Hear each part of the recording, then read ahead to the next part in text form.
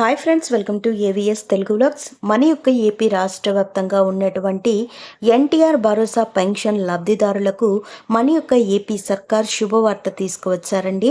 అయితే ఆ శుభవార్త ఏంటి, పూర్తి వివరాలు నేను మీకు తెలియజేస్తాను.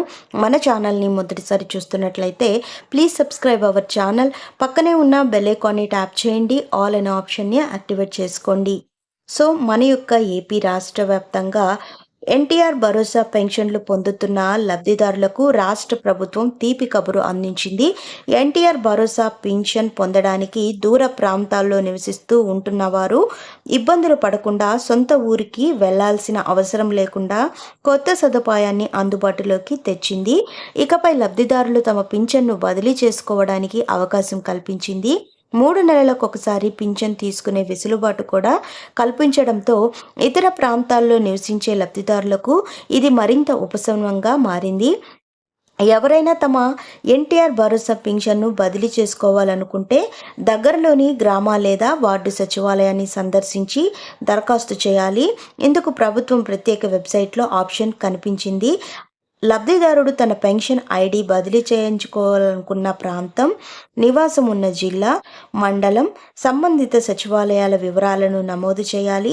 ఈ విధానం ద్వారా పంపిణీ వ్యవస్థ మరింత మెరుగుపడుతుందని అధికారులు చెబుతున్నారు. ప్రతి నెల పింఛన్ బదిలీ చేసుకునే అవకాశాన్ని ప్రభుత్వం కల్పించే అవకాశం ఉందని సమాచారం అయితే ఇచ్చారు. అయితే దివ్యాంగ కేటగిరీలో పింఛన్ పొందుతున్న లబ్ధిదారుల్లో అనర్హులను గుర్తించేందుకు ప్రభుత్వం తనిఖీలు ప్రారంభించింది. ఇప్పటికే అనర్హులపై వచ్చిన ఫిర్యాదుల నేపథ్యంలో వారికి ముందుగా నోటీసులు జారీ చేసి వైద్య పరీక్షలు నిర్వహిస్తున్నారు. రాష్ట్ర వ్యాప్తంగా అనర్హులకు పింఛన్ అందుతున్నాయనే ఆరోపణలు వెలువడిన నేపథ్యంలో వీరిని తొలగించేందుకు ప్రభుత్వం చర్యలు చేపట్టింది. అలాగే ఈ ప్రక్రియలో భాగంగా హెల్త్ మరియు దివ్యాంగ కోటాలో పింఛన్ పొందుతున్న లబ్ధిదారుల అర్హతలను ప్రత్యేక మెడికల్ టీంల ద్వారా పరిశీలిస్తున్నారు. అనర్హులుగా తేలిన వారికి పింఛన్ తొలగించే చర్యలు తీసుకుంటున్నారు అధికారులని వెల్లడించారండి. ఈ విధంగా రాష్ట్ర వ్యాప్తంగా ఈ తనిఖీలు కొనసాగుతున్నాయి. మొత్తంగా చూస్తే పింఛన్ బదిలీ సదుపాయం లబ్ధిదారులకు చాలా ఊరట అందించే అంశం. ఇకపై వారు తమ నివాస ప్రాంతంలోనే పింఛన్ పొందే వీలుండడంతో ప్రయాణ ఖర్చులు, శారీరక కష్టాలు తగ్గుతున్నాయి. మరోవైపు అనర్హులను తొలగించే ప్రభుత్వం చేపట్టిన తాజా చర్యలు నిజమైన లబ్ధిదారులకు మరింత న్యాయం జరిగేలా చేయనున్నాయి. ఈ నిర్ణయాలు లబ్ధిదారులకు బలోపేతాన్ని, పింఛన్ పంపిణీ వ్యవస్థను మరింత సమర్థంగా మార్చడానికి దోహదపడుతున్నాయి అంటూ మనకి ఇక్కడ ఒక నోటిఫికేషన్ అయితే ఇచ్చారండి. సో ఇక్కడ మనకు ఏం చెప్తున్నారు అంటే గనక, మన యొక్క ఏపీ రాష్ట్ర వ్యాప్తంగా ఉన్న ఎన్టీఆర్ భరోసా పెన్షన్ లబ్ధిదారులకు మనకు ట్రాన్స్ఫర్ ఆప్షన్ అయితే ఎనేబుల్ చేయడం జరిగిందండి.